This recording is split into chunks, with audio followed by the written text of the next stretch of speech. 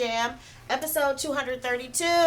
All right, so what are we talking about today? Okay, so today, of course, I was inspired by a blog post by Ariel Hyatt, cyberpr music. Our topic is 3 summer music promo tips. Okay, so what is that?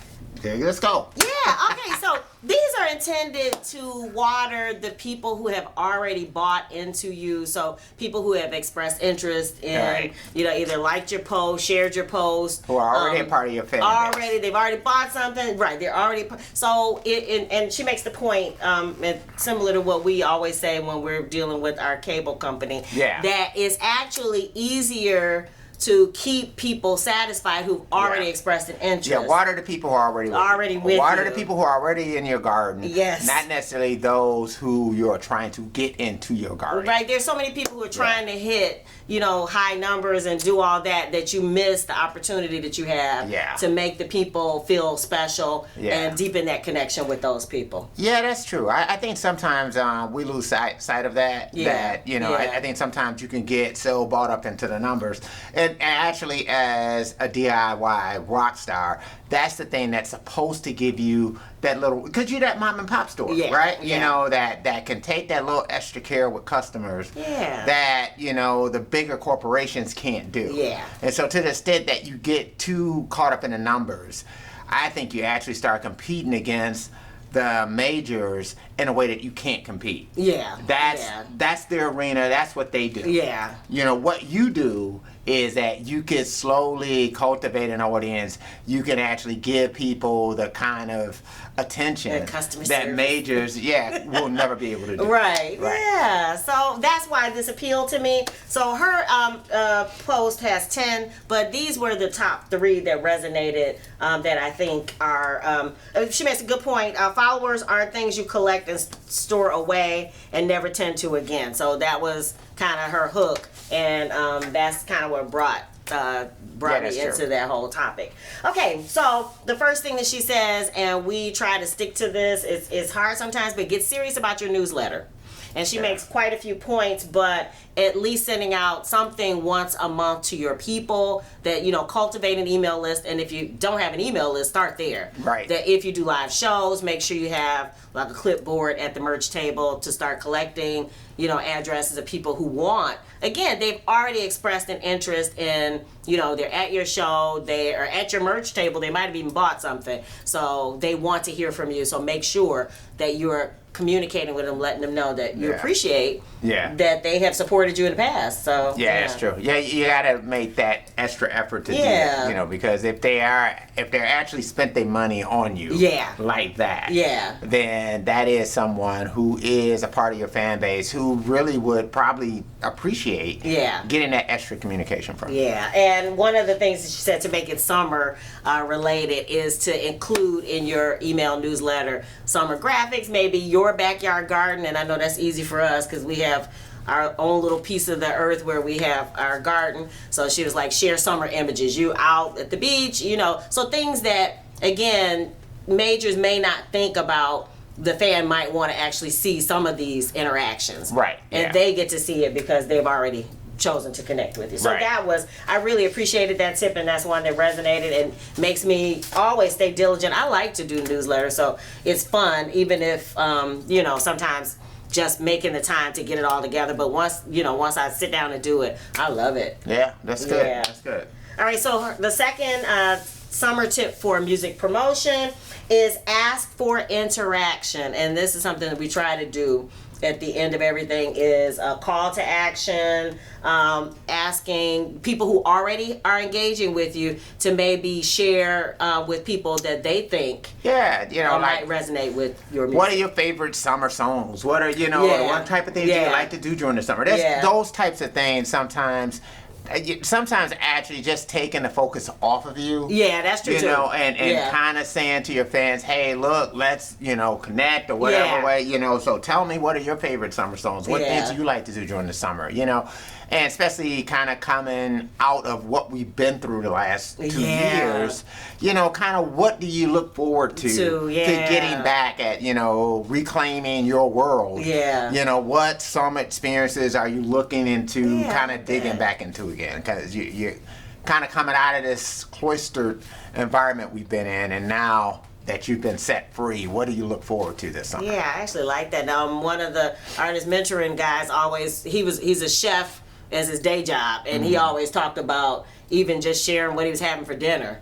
Like, this is the time to say, hey, you know, this is what I made the special meal. What are you guys having for dinner? Just the simple things like that. But it's actually having engagement with those people who have already connected with you. Yeah. And that you really can't, that power of connection really can't be beat. So no. The last thing that she says that really, again, spoke to us, spoke to what we already believe in, is random acts of kindness is what she calls it. And what she said was things like introducing two people who you think might benefit from being friends with each other.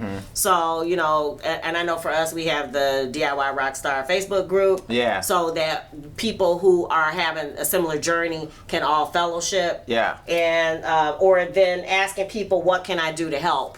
You know, when they're, you know, maybe promoting something, you know, do you want me to share this? And we always ask, hey, make sure you share it on the group, because you might find some people who, you know, might be able, interested and support you, come to the concert, you know, not just us do the live stream, you know, with your concert, but actually get some more people in there. So so that really resonated with us, creating that community. Yeah, and then, you know, I was actually listening to Volume the other day, and then one of the topics that they had was, what album would you recommend that was released within the last 20 years? Okay. So, you know, just something like that. And one of the things they were looking to do too was that even if, you know, you were going to recommend this album to a metalhead, that this is like one of those records that regardless of what style of music you normally listen to, that this album should be something that you should listen to. You know, that this is like one of those type of things. You know, like I know even for me, I was never like a big Kanye West fan or not necessarily a hip hop head. So like one of the albums for me was like 808 and Heartbreaks by Kanye West, you know, so, or, you know, or even like some of the Kendrick Lamar stuff that's been coming out. And, you know, to kind of go back a long time ago, it would be kind of like recommending to somebody who is into metal and saying, hey, look, you know, you should check out Songs in the Key of Life by Stevie Wonder. You know, or maybe to somebody who's an R&B person to say, hey, you know, you should check out Led Zeppelin 4, the Zozo album that has, you know, blah, blah, blah. You know, you should, you know, kind of to expand your palette a little bit. This is one of those type of things. Or, you know, from the hip hop thing would have been like, you know, Outkast, like the, you know, any one of their records, you know. Or even current, I mean, to be honest, and I know this is not, you were doing genre switching, but even to deepen newer, you know, younger hip hop people, their knowledge of hip hop by suggesting maybe the NWA album. I mean, again, I'm not sure that people have those, you know, wider, you know, that they have that background knowledge. And sometimes just even sharing something that was classic that you think that, you know, should be, especially if that's your genre, that you should know this. In order to be well informed. There's some people, you know, I feel like there's certain, you know, groups that get lost in the grains of time, that you just, that people don't think about, you know, who were, like Arrested Development. You know, from a while back, right? You know, and as far as in 90s hip hop that were doing some things that, you know, over the grains of time, you know, they just kind of get lost. Well, that's what you don't think much about them. We just watched the Unsung on Switch. Like, that's another group that, you know, it's like for R&B, a lot of people don't think about that, you know, that group and kind of what they meant. You know, it's sort of like, you know, you listen to the harmonies and the falsetto and just so many different things. It's like, man, this is like a cornerstone of something that really influenced me. And they just kind of get lost in the grains of time. They're not a heavily sampled group. And so sometimes that's part of it. Like, there's certain things you can point to, like if I said, oh yeah, listen to, you know, Marvin Gaye. You know, Marvin Gaye's been sampled like 100,000 times, right? So even if people, you know, kind of did anything old school, Marvin Gaye's What's Going On, or After the Dance, or something like. People gonna know that. Yeah. But sometimes it's these other types of artists, like you said, like Switch is one of those type of things they probably wouldn't listen to. Or Bobby Womack or Johnny Guitar Watson. I mean, just different artists who came out during that same beaten path from what is on the normal top 100 classics. Right. Like when you were talking about GQ, that was yet another group that was out at that time, that kind of did disco and that kind of thing, but kind of got lost, kind of got lost in the sauce. So again, it's those are the types of things where you start thinking about, okay, this might not be a bad group to kind of say, oh, you should probably take a listen to this group, I like that. Now you give me an inspiration. Boy, there was one group, and I was just like, this is TV on the radio. So and this is kind of a mixture of funk, rock. They got a mix, black and white people in the band and that kind of thing. That came up the other day when I was listening to Volume, and I was like, I forgot about them. So it's like, so these are the types of things that just over time, you kind of lose that. Yeah. Or people might even be that way with Living Color. Outside of like the Culture Personality. Yeah. There are other songs that they've done that people just probably just completely slept on. Or again, as we say, Terrence Trent D'Arby. Oh yeah. Outside of his first record, there are other records that I just love. Oh my goodness, it's like he blossomed after that, and the world doesn't know. It's like it's like a tree falling in the forest. Yeah. Like who heard it? Two of us and maybe 5 more people. I mean, I don't know. But I could say all of this to say that you might be surprised what you get back from your fans as far as the things that they are interested in, that even deepens your relationship with them as far as what you're doing, and sometimes may inform where you go next. I mean, just some of the things that you may have been thinking about, well, will they get this, and then all of a sudden you kind of hear this thing back, you're like, oh wow, and they might challenge you more as an artist. So that's the thing too, because I think it should be, that I don't think your fans should guide you, but I do think your fans should inspire you. Yeah, I like that. Ooh, I like that. That sounds like a t-shirt saying right there.